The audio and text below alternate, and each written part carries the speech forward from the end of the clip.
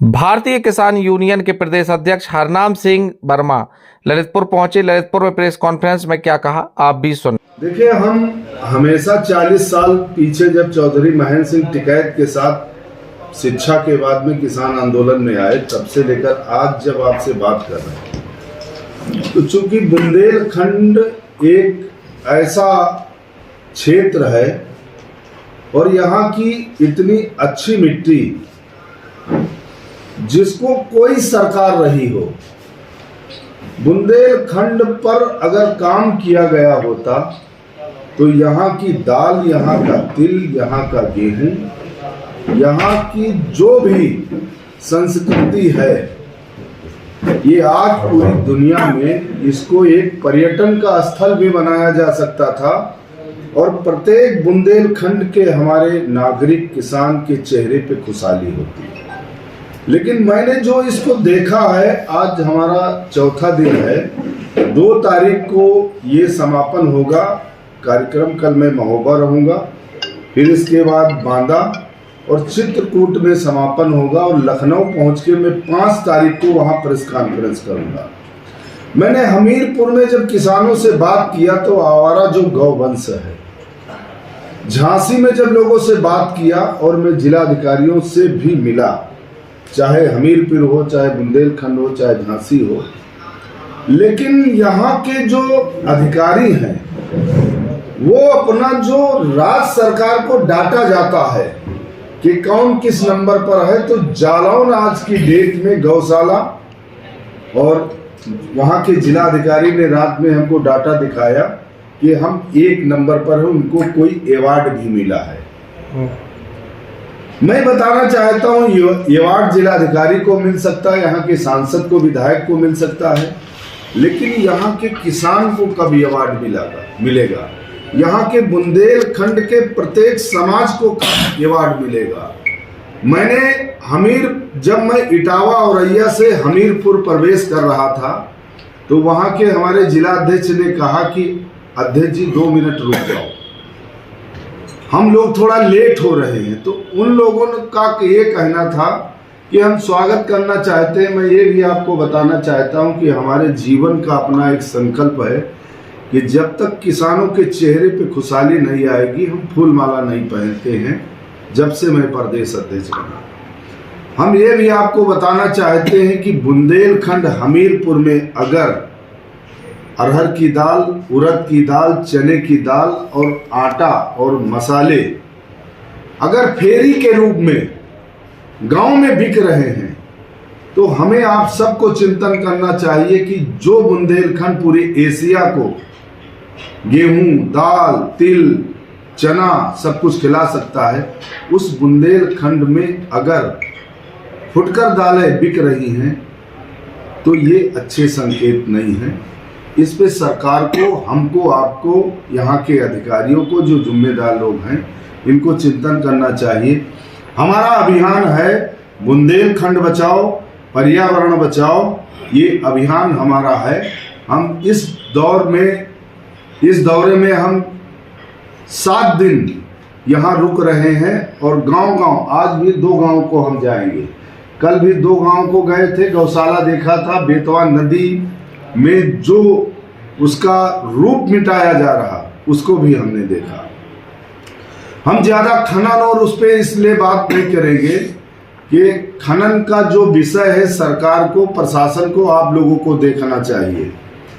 क्या यहाँ से जो पलायन कर रहा है यहाँ का व्यक्ति, दूसरी जगह काम के लिए जा रहा और यहाँ की संपदा को दूसरी जगह के लोग आकर उसको नष्ट कर रहे हैं, अप्राकृतिक तरीके से उसके रख रखाव का रूप बदल रहे हैं। हमें, आपको, हर बुंदेलखंडी को चिंता होनी चाहिए और ललितपुर के लोगों को चिंता होनी चाहिए कि हमारे प्राकृतिक सौंदर्य के साथ जो खिलवाड़ होगा तो क्या ललितपुर बच पाएगा?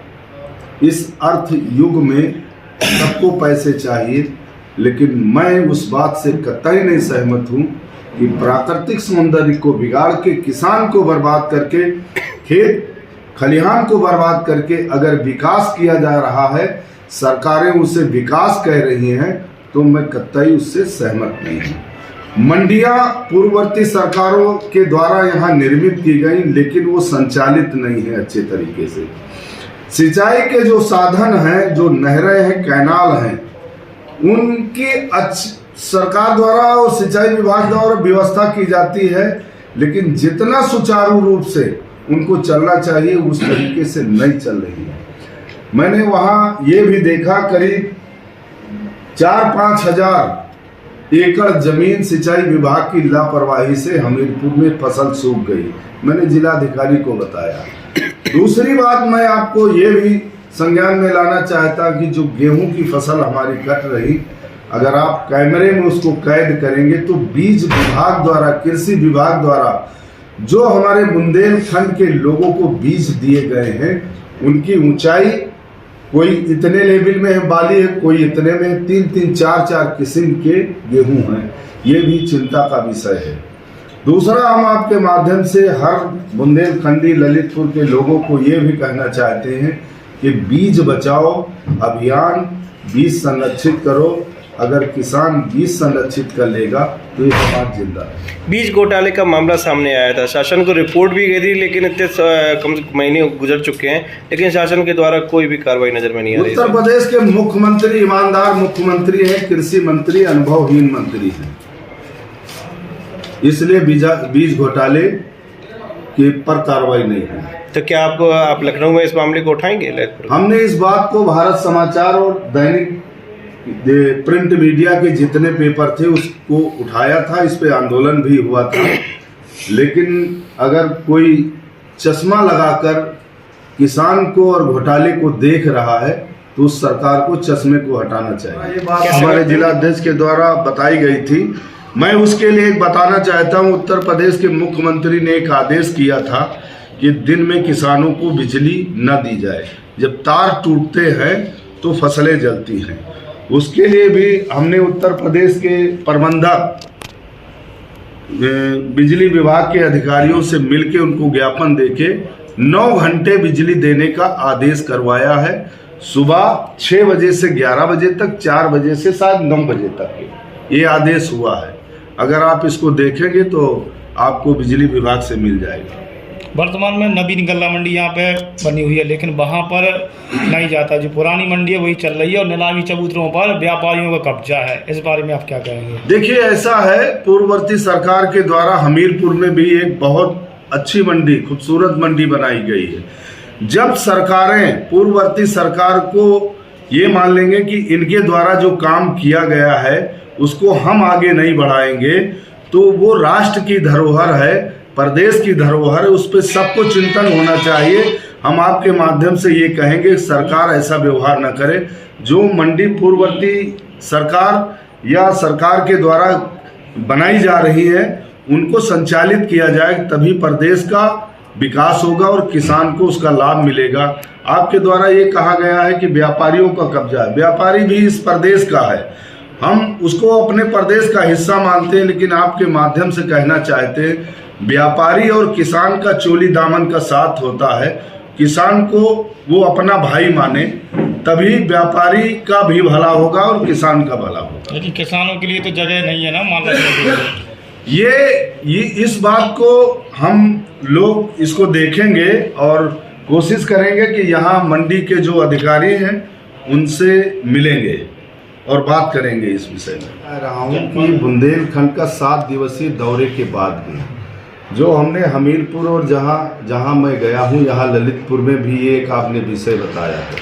यहाँ विकास से संबंधित पंचायती राज, वन विभाग और आपका कृषि विभाग, उद्यान विभाग, जो कृषि विभाग से संबंधित विभाग हैं, इन विभागों पर यहाँ लौटने के बाद 5 तारीख को प्रेस के सामने अपनी बात रखने के बाद में बुंदेलखंड से संबंधित जितने भी विभाग हैं उन पे कम से कम 10 विभागों पर एक ही धरना एक दिन शुरू होगा, 10 विभागों को। ये बात इसलिए हम करने जा रहे हैं कि उत्तर प्रदेश सरकार को पता चलेगा कि बुंदेलखंड को लेकर 10 विभागों पर धरना चल रहा है।